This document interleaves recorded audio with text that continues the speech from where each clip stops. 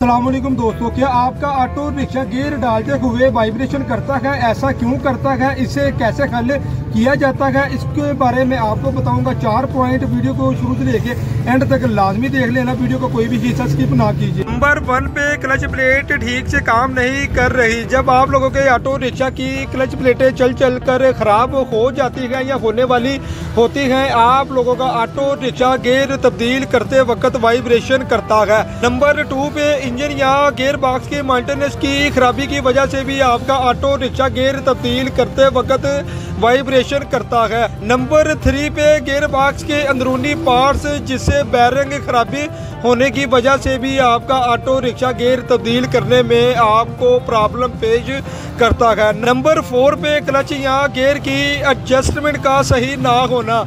जब आप लोग अपने ऑटो रिक्शा की क्लच या गियर बॉक्स की एडजस्टमेंट सही नहीं करवाते या आप लोग खुद ही करते हैं, उस सूरत में भी आपका ऑटो रिक्शा गियर तब्दील करने में वाइब्रेशन करता है। नंबर 5 पे इंजन की रफ्तार और गियर शाफ्टिंग। अगर आप लोग टाइम से गियर शाफ्ट का काम नहीं करवाते, इसका आहिस्ता आहिस्ता काम नहीं करवाते, इसके अंदर शाफ्टें होती हैं, वो चल कर ख़राब हो जाती हैं, टूट जाती हैं, स्लिप हो जाती हैं, उस सूरत में भी आपके ऑटो रिक्शे का इंजन वाइब्रेशन करना स्टार्ट कर देता है, तो आप लोग भाईजान परेशान हो जाते हैं।